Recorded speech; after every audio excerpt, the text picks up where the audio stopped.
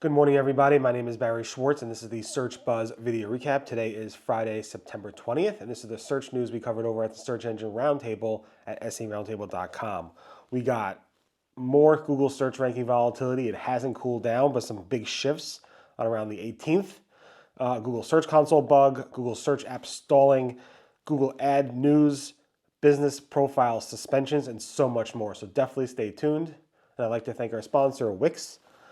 Did you know that Wix Studio has an SEO course that's almost here? It covers topics like keyword research, technical SEO, local SEO, SEO reporting, link building, and so much more. They include SEO courses from Morty Oberstein, Aleda Solis, Andrew Coxdale, Crestel Carter, Debbie Chu, Celeste Gonzalez, and Judith Lewis, and also Itamar Blauer. You can learn more going to wix.com/SEO/learn/SEO-course-waitlist. Anyway, check them out at the Wix SEO Hub for more information. Thanks so much, Wix, for sponsoring.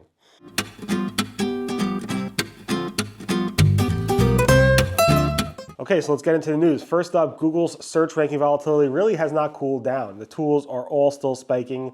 It's been really heated before, during, and now post core update, August 2024 core update. It's interesting because even though it was all heated and so forth, it seems like there was significant volatility on specific days. So September, post core update, September 6th-ish, around then, around the 10th of September, around the 14th of September, and then again around the 18th of September are the big swings, where you see swings up and down for specific sites, but the volatility has been ongoing daily since then. So you can see by these tools, yes, a lot of volatility, a lot of chatter. The post I wrote yesterday, less than 24 hours ago, has about 150 comments already, so it is pretty volatile. Of course, a lot of those comments are not really talking about the volatility, just about Google's ripping out their income and destroying them and so forth. So yeah, it's pretty serious, and I'm not exactly sure what's going on. It's pretty confusing, to be honest. Google Search Console has a bug, I believe. Google has not confirmed a bug yet, but it's around going to the Google Search Console, clicking on search performance, and then going to the search appearance filter and filtering by product snippets. If you do that, you might see a significant spike in product snippets starting around August 13th, 14th, and going up from there. Chloe Smith notified me about this, and it does seem to be true. Back in May, Google had this bug as well and confirmed it was a bug and fixed it, but Google has not confirmed this bug as of yet, as of starting again in August. So we'll see what's going on there. Hopefully they'll fix it soon, or hopefully they'll say something, but I definitely notified Google about this, and I'm hoping to hear back from them soon. Talking about bugs, the Google Search app, which on Android, which tons and tons of people use by default, the widgets and so forth, it broke for a few hours Saturday night. Literally was serving up errors to Android users. Google fixed it pretty quickly, but there was tons and tons of complaints on the forums, on social media. And if you saw a drop in traffic around Saturday night, in the middle of the night, it might be related to the Google Android app, the Google Search Android app not working that night. So keep that in mind. Google's Martin Splitt posted a video this week saying a bunch of things around improving your site speed, and he basically made some caveats at the beginning and at the end, basically saying that Core Web Vitals are not as important as some people might think.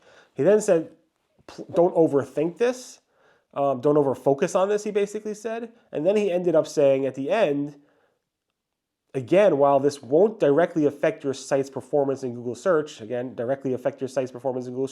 will make your users happy. So it's something you probably should look at, but again, don't focus on it for specifically search ranking purposes. Again, the whole Core Web Vitals, site performance, site speed, it's a big debate in the SEO world, and it just is what it is.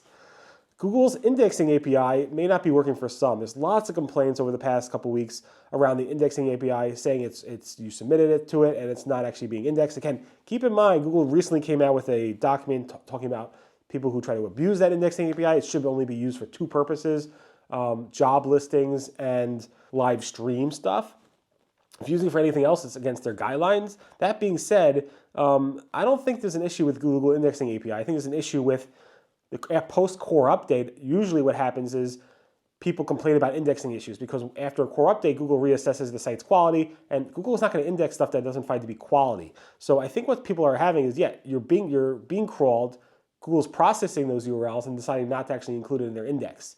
And that's what's happening here, as opposed to, I think, the indexing API not working for people. But again, there's a lot of complaints around that.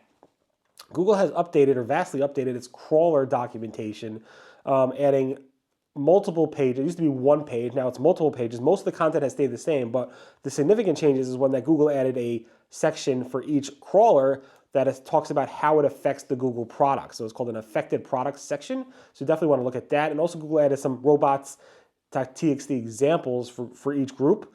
And then Google also added some other little details around things around encoding compressions, and also around URL, the Google product HTTP user agent.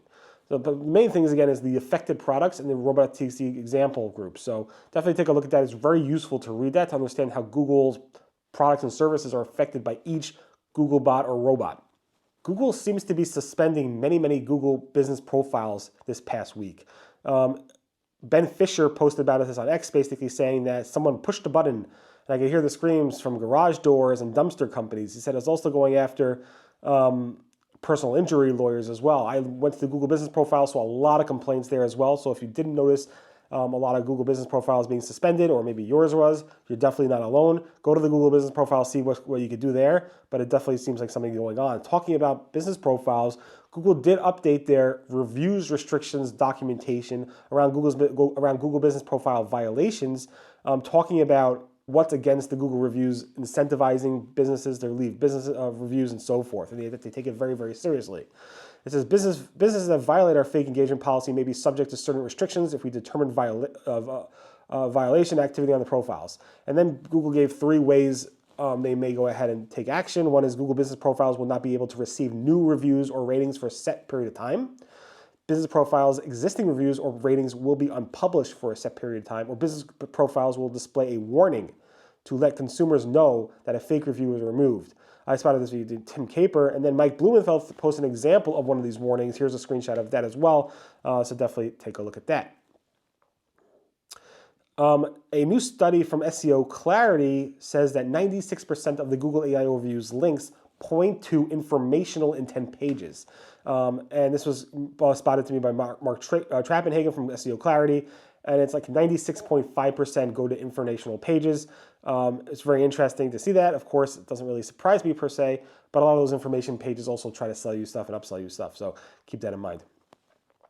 Google will be labeling images in the Google image search under the About This image as either AI generated, edited with like a Photoshop editor tool, or taken with a camera. This is announced by Google. I'm not sure exactly. One is who's going to see this by going to images, clicking on the About This image, and then deep inside there, they're going to show it. That's another point. And 2 is how they're going to know if like the images that I create are generated using AI, Midjourney, and then I edit them in Photoshop to add some tweaks to them. So are they going to both have an image tag that say made with AI and also edited in Photoshop? I don't know. I'm not sure how that will work. Again, I'm happy to add any metadata to the image to convey that to Google, but I'm not sure how that really will work. In any event, Google Ads might announce a bunch of new features. The biggest news is that they're bringing negative keywords to Performance Max campaigns, which is a big deal for a lot of advertisers. Also, new insights and reporting for PMax is coming out as well, including asset coverage reporting, revamped performance insights, targeted pace insights, and impression share reporting. Demand gen creative preferences are being launched. Search brand controls are rolling out to more. Generative AI tools are expanding to more countries. And conversational experience, where you talk to the AI when building an ad, is also rolling out to more countries. There's a lot more news there, but a lot of Google ad news on that topic that came out this week in Europe. Google is testing a sticky header for as you scroll through the search results for the sponsor listings and for the organic results. We covered this as non-sticky headers last week, and now it seems like those things are sticking to the results. Google is testing also expanding and showing more discussions and forum results in a much larger way. This is spotted by Punnett. Here's a screenshot of that, and obviously this upsets a lot of people, because why are you giving more real estate to the discussion area when they have so much real estate already in Google search? Bing is testing showing scrollable snippets. These scrollable snippets, basically within the actual search snippet, you can actually scroll through this. It's a super interesting way. This is spotted by Kashul, where you're actually on a snippet and then you scroll in that snippet alone. This is a GIF of that in action. Pretty interesting. Google is asking, this is crazy. Google asked on social last week on the Google like small business channel. Question was, PSA, use Gemini to help optimize SEO and boost your online presence to grow your business. And then it says, what SEO tasks do you plan to use Gemini for first? Keyword optimization, content creation, meta titles and descriptions, or something else. And then SEOs went nuts on this. Like, are you completely like crazy about this? Why are you posting this? And then Google, after I wrote the article later that day, removed that post and just deleted it and didn't say a word about it. And finally, if you're looking for the Google versus U.S. Department of Justice trial details, there's a whole exhibit section that Google posted in the Google Trial Center. Also, I spotted this via Ariela Garcia on Check My Ads, who posted a whole nother section documenting and pulling these documents off the Google files and putting them on their own site. So very interesting to see this as well. So it's at usvgoogleads.com, usvgoogleads.com. And there's a lot more details that I posted on Search Engine Roundtable. And again, thanks so much for listening to the Search Buzz video recap. My name again is Barry Schwartz, and this is the search news we covered over the Search Engine Roundtable at seroundtable.com. Everyone have a safe, exciting weekend, and I'll see you guys next. Again, thanks to Wix for sponsoring, and definitely check out that upcoming SEO course that they're offering, or SEO courses that they're offering. Bye-bye.